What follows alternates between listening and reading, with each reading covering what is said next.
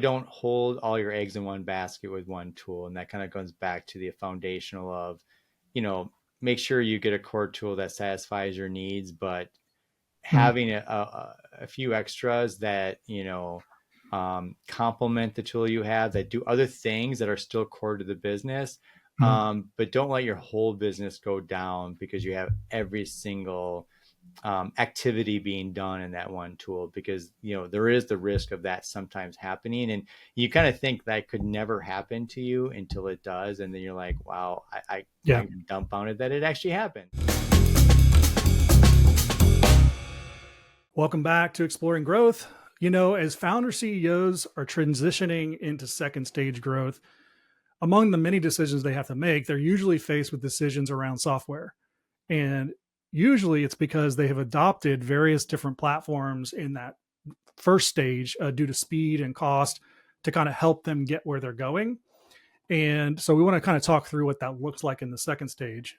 Today, we get to dive into that conversation with Alan Cooper, President and CEO of Ancilla Ventures. He's an expert in assessing and building software for his healthcare clients. And I think this should be a lot of fun. Welcome, Alan.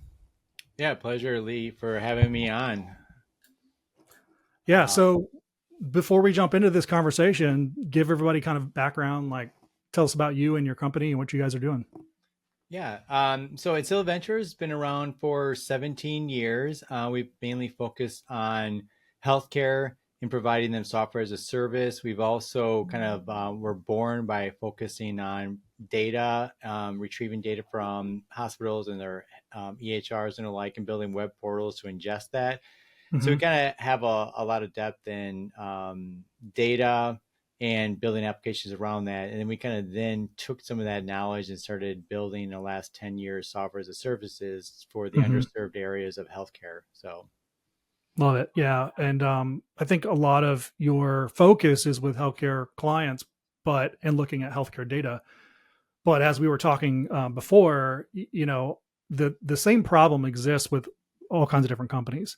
As they're coming up, usually they, will bolt a lot of things together because they're just trying to get their product to market and make sure that there's a fit.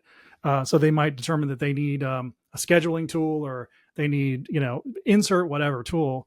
And they end up with 15 or 50 different tools all bolted together.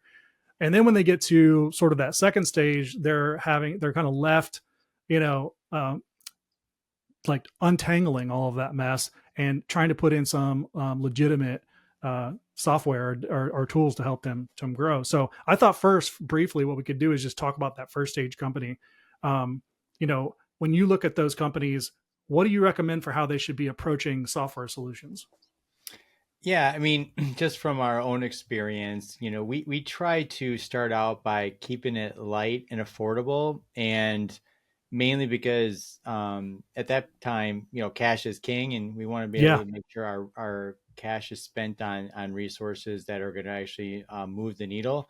Hmm. And so we kind of started with that approach. Now, looking back at what we've done, I think what we did that I'd recommend others do differently is don't stay on those platforms too long. Use them with a time period of like 3 to 5 years at most, Hmm. knowing that you're going to probably want to migrate to something that's probably a little bit more robust, something more Yeah. scalable, and try to think with a lens of, how much does it cost me to have workarounds that labor costs are going to have to be accounted for, versus maybe spending a little bit more money on the tool that actually might be more affordable at the end of the day. And that's one of Gotcha. the things that maybe I should have probably, early on in our endeavor, probably should have done that sooner. So that'd be one of the recommendations right off the bat, I would say. And then try to minimize too many tools at once, Hmm. because you may overwhelm the team that has to use them. And Hmm. then there might be a lot of overhead just trying to do that versus trying to keep it simple. Yeah, training or them training themselves.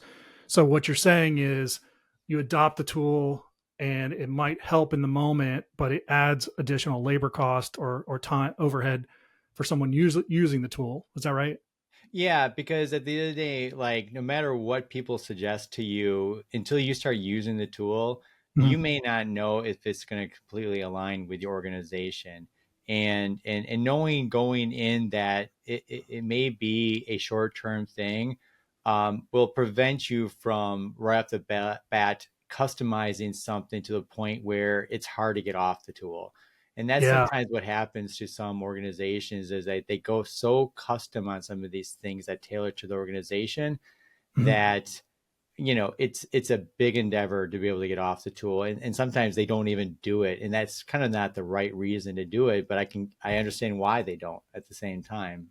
So if you could afford to see if there's an ability for you to adjust your organization to align with the tool a little bit and kind of marry the two together, that might be a better way for you not to glue yourself to one particular tool, especially if it's not the right fit for your organization. Yeah, when you were talking earlier, that was immediately the first thing that came to mind was I could see people getting intertwined with these tools and then they can't leave them and now they're kind of stuck. So that's definitely something to avoid at that stage. Yeah, and the other thing that I would encourage them, organizations, to do is, connect with, I don't call them owners, but maybe client services, but whoever Mhm. your contact is for those tools, assuming it's Mhm. big enough that they have one, Yeah. and provide them feedback on some of the things that they may want to enhance on their tool that'll benefit you and possibly others. Like, Mhm. don't hesitate to request those types of things. Like, our Yeah. clients do that to us all the time, and in fact, we encourage it as a company that actually produces software. We wish more would do that, and but sometimes people think that they can't do that. I mean, nowadays, with whether it's Google, some of these big organizations, we kind of are being trained to kind of not think we can do that type of stuff, and that's Yeah. not really exactly the case in a lot of the tools out in the market. Right. Yeah. And it's good to have that connection point too, to whether it's customer support team or the owner, founder, you know, of the actual tool. It depends on the size, but that okay, that's good. Anything else to say about the first stage company and how they should be thinking about um, software? Um, at the end of the day, understand that any software you do get, um, know that who you have today may not be there tomorrow. Hmm. So, just because it may be working great now, or maybe it's not working great now because the resources using the tool kind of give conflicting points of view, one way or the other. Try not to marry it to who's there today. Get their feedback and definitely embrace it, but also understand that not every tool is ever going to satisfy every single person. It's just virtually impossible. Right. You have personality in play at this point. Yeah, for sure. So I Okay, would let's say, jump is to the as an owner, now clap it, as an owner, just be, um, take feedback, but also, understand that you're running the company and you should yeah, do what's best for your company. yeah, 100%. Okay, let's jump to second stage now. These companies that they've got product market fit, they're trying to scale up, they're building their teams out, they're naturally going to have more complexities that are going to come into play, and they're going to need to transition tools or go into maybe some customized software potentially. Um, one thing that you mentioned was when we were meeting originally, you were talking about there's a diminishing return on having too many tools, and that it creates fatigue. I thought that was a great point to make sure we mentioned. Yeah, I mean, at the end of the day, like, try to keep it to like one or two tools if possible. Hmm. Because one is, if you do have to integrate between the tools because of information, it's better to try to minimize the amount of breaking points between the Hmm. tools. And then two, this just the pure adoption of that. If you have too many tools, it's a hard learning curve to have expect your staff to be able to have to understand three or four or five tools. I look at, like, looking at your core business, getting the tool that's going to align 80% of your core business. Doesn't have to Hmm. be 100%. I don't think there's anything out there like that. And making sure that that's good. But then, entertain the possibility that there might be other tools that are best in breeds that might satisfy something better than your core tool. And I think it's okay to introduce those tools. And if you can, again, interface between them, if it makes sense, you should do that. I always look at it like having try to have one data source, one like what they call like um, centralized data Yeah. versus having many tools that have the same data. Notoriously, they're going to be out of sync, and it's going to cause a lot Yeah. of challenges between what's the truth of the data. And so you want to definitely avoid that if you can. But yeah, if you have the best of breeds that kind of satisfy 8% of your what you need, and then fill in the gaps with maybe one or two other tools, Hmm. best of breeds, that'd be better than maybe getting one tool that is average in everything, because then you're going to be kind of disappointed in some areas that other tools are going to excel a lot better at. That's a huge point there. I think the more syncing that you have to do, then the more case that you have for getting rid of all those tools and trying to find something that doesn't have to sync with a bunch of other things, because that's where you're going to have things will not be synced. You lose data, or data will be corrupted or whatever. So huge point. Um, so I would assume that if they're now looking at making some of these changes, probably the first step is assessment. How would you advise a company to assess what to use? I'd first start out with understanding what is your true core requirements as an organization. Mm-hmm. I'm one that believes that if you go into a like if you have an idea that we need this, but you don't really understand what your true requirements are, but you just know you need this, whatever that Mm-hmm. might be, and then you go and approach software vendors. Um, in some ways, you're going to be led. You're going to be led to believe what you need is what they're going to tell you need versus Yeah. understanding truly what you need as an organization and then reconciling that with what's out there.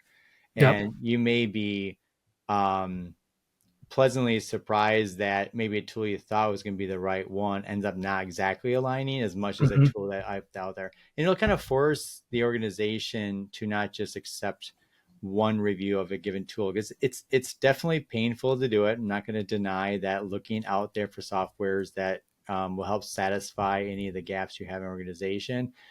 But if you do it right, it's kind of like, in my opinion, like hiring people, right? Take your time, make sure that you're doing the best due diligence to pick the right person, in this case, software. Yeah. Just because it's a commitment and it's hard to unwind once you've made that commitment. And if you Yeah. find that you picked something that don't truly like align with what you really need, Yeah. you're going to be dissatisfying it. Now you can create a lot of workarounds on a tool that has deficiencies. Yeah, and I have had so many conversations with clients. I've been a lot of these conversations with selecting vendors, and as it relates to the things that we're working on. And one kind of principle that stuck out to me is to not just take what the salespeople are saying as the gospel, but really use the tool. If they'll allow you into the tool and try to use it, even talk with some backend developers, if you can speak the language or someone on your team can speak the language, try to get to the root of how you're going to be using that tool, and use it. And don't just talk to the salespeople, because those salespeople will not be there whenever that sale is done, to help you whenever something happens. So that's a huge piece that I've learned, going through this. I agree. I mean, I'm a salesperson at heart, and Yeah. and at the end of the day, um, salespeople are going to give you the best that they can say is about their product. What you need to understand is what's the reality of what they just said to you. Now, for me Yeah. as a salesperson, might be different than a salesperson that's a little bit lower level, because Hmm. I'm going to tell you probably 100% of the truth because I know the product. I'm You're going to real have close to it. accountability. Yeah. And sometimes sales individuals, no discredit to them, they're trying to do their job. They just may not know it as intimately as they probably could or should. So they may sometimes accidentally embellish, on Hmm. something. And, it's just good for you to be able to feel comfortable with whatever tool you're getting.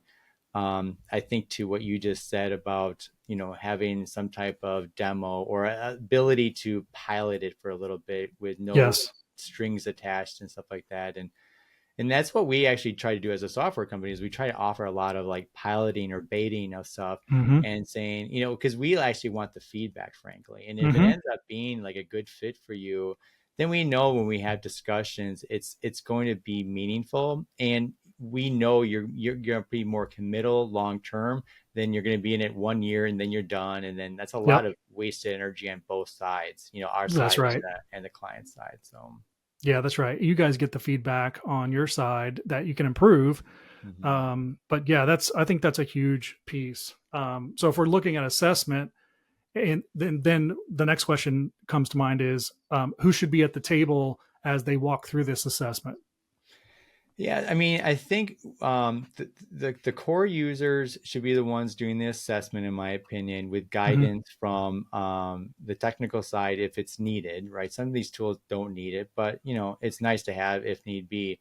But at the end of the day, if you do not get buy-in from leadership on the why, and they're going to basically support you, especially in the bigger tools, the smaller ones, if it's within a department, you may not need that, but whoever is the most accountable person in the organization that impacts whether you should keep the tool or not, it's very important that you get that buy-in from them, um, and make sure that it's sometimes what I've seen as well is sometimes leadership on top force a tool down the department's throat too, and that's also a bad model. Even if Right. like it's a great model to get in the door, but if you don't get that adoption from those who are going to use the tool, Yep. if that leader ends up leaving, well, guess what? No one's going to use the tool, and now you have a That's tool right. out there that is kind of being wasted. Yeah. So I think honestly, kind of marrying up both the top and the users and making sure they're both on board, I think is very critical. I think you miss out on any one of those will end up actually being disservice on the tool, because you may not adopt a tool that really is meant really for you, but you never gave it a chance because you didn't kind of go through the appropriate due diligence. So Yeah, and to take it one step further, if like you said, that example, leader leaves, the tool is less utilized, and therefore it ultimately hurt the customer. If this is a customer facing tool or integrated into customer facing, it can ultimately hurt customer success or service or front end sales or however that tool is integrated. For yeah, sure. 100%, 100%. Yeah. Yeah. So, and unfortunately, it happens, and like as again from our standpoint of company, we've gotten burned already on that by like, oh, great, leadership loves it, and blah blah Hmm. blah, and they're using it, and then all of a sudden the leader leaves, and then like some of the people use it, some of them don't, and then the leader up above never had a good transition of understanding this tool, and then they're like, I don't really think we need this anymore. What is this Yeah. for? And They don't see the and value. exactly. So, making sure that there's a tight connection between both sides, understand the value, Hmm. I think it'll go a long way. So people that are actually using the tool, that makes a lot of sense, involving them in the process. What about IT? How much should they be involved? I in my world, IT should always be involved. I mean, healthcare is a very, especially if it's That's related to true. Yeah. HIPAA, Hmm. anything with patient identifiable data, only because they're going to be supportive to anything that you're going to release to their clients, because IT is kind of like servicing their internal clients as well as we're servicing them as external clients. So I think trying to create a good partnership with them, educating them on kind of what it is so they're aware of it. Because notoriously, they may get calls at their help desk support on a tool that they don't support, but they should at least be somewhat knowledgeable enough to say, actually, you should Hmm. be addressing it over there or whatever, and not putting them in a bad spot at the end Yeah. of the day. So I think trying to make sure there's a close connection between the two. It may not apply 100% of the time. There are tools out there that are probably not required to involve IT, but like Hmm. most of the bigger tools, I don't think it's a bad thing to include them. I think it's actually a good thing for adoption. Yeah, for sure. It, you know, this makes a lot of sense. I think, making sure that those core users are involved, making sure that the frontline users, the people who are purchasing it, right, but the people who are actually using the tool, making sure they're involved, having IT be in the mix. the natural next thing that comes to mind are assessing risk. And I'll just give you kind of a story from my world. One of my clients is in the healthcare space, and I watched her kind of walk through more recently a cyber attack that was a ransomware attack that really just crushed a lot of these provider, individual physician and provider offices, where they literally had to go back to pen and paper to do business, which is just crazy. That they had to do that for a matter of months, probably 3 or 4 months, and not so much loss, time, integrity with their customers, all because customers don't know what's going on. Um, how do you think about risk when you're looking to onboard a new tool, and how does that work from a company standpoint?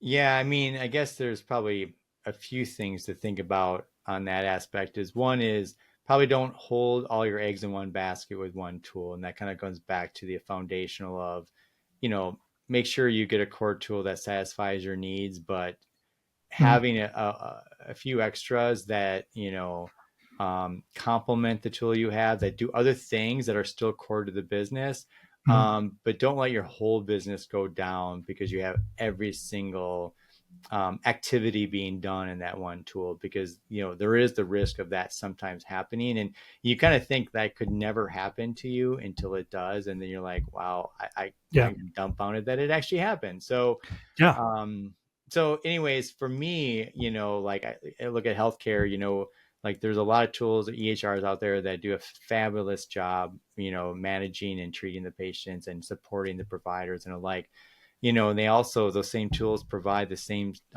they provide, support for the non-patient driven thing, but not as deep. So why not look at other opportunities out there? That's kind of how we got in the game in the first place, is looking at ability to offset and be specialized in certain areas that we know Mm-hmm. that other tools are not. They offer, good features, but they don't go deep on some of these other things. Yeah. And in those particular examples, at least the whole system isn't down, right? You have another Right. tool that's independent, not impacted by whatever may have happened with a cyber attack or the like. And at least you have one less thing to worry about. Mm-hmm. So it kind of hedges your bets a little bit there. I think the other opportunity is really just making sure that any of the tools you do have, you do, certain things like disaster recovery, and like take Mm-hmm. that seriously, like truly Yeah. understand that the what if this goes down, what are you going to do? Mm-hmm. And it's possible your backups aren't working. It's possible X, Y, and Z. It's like, what are you going to do? Like, what's your plan, and making sure it's documented, and you Mm-hmm. make sure you test it. I mean, a lot of people don't test their disaster recovery because it takes time, and there's many other priorities out there that they spend their time on. But when this ends up happening, it ends up realizing that this is actually a pretty big priority. If you're down, like you said, 4 to 5 months or whatever, like Yeah. that's material, like that's not For sure. insignificant. So So I have some clients in the financial services industry, and so they're naturally, they're highly regulated, and they're naturally prone to putting in policies and procedures for things like this, for everything really, but for things like this in particular.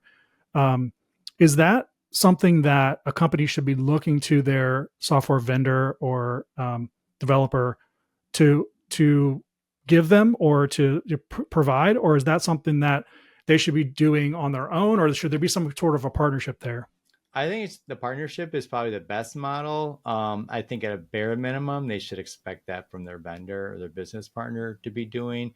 But Mm-hmm. I think to ensure that they feel comfortable, because they're the ones that are really ultimately accountable. Like they can make the vendor or business partner accountable, but their end users are going to look back at them. And if they don't feel like they've done their due diligence to make Yeah. sure that they hold their vendor business partner accountable, Mm-hmm. then they're going to the ones that will ultimately look bad, even if they, Yeah. make the other place accountable. So I think the partnership is the ideal one, because there could be like trade-offs as they kind of navigate through, because it is, to me, it's all about trade-offs of risk and some type of insurance or workaround, right? So Yeah. understanding kind of where your risk points are and how probable they are, and really going through that due diligence will make sure you spend most of your energy on the right spots. And Hmm. then for things that are less risky or less probable, maybe you get to them when you have time, but definitely identifying those and working with your business partner would be beneficial. Yeah, on a large scale, what comes to mind is more recently, of course, the news cycle is like lightning, so we already forget this stuff. But it probably happened weeks ago. A lot of the airlines were down because there was a Microsoft, I think, plugin or some partner that did updated the wrong thing. Mm-hmm. I mean, that's a perfect example of what you're talking about. Having to do that due diligence of saying, okay, if this happens, then what's going to happen? Yep. Yep. And that particular scenario, I'm very curious how much communication was done to those that use it to understand this was even a possibility, and that's the Yeah, thing that I feel bad for those that had that experience, because how vulnerable were they and still potentially are.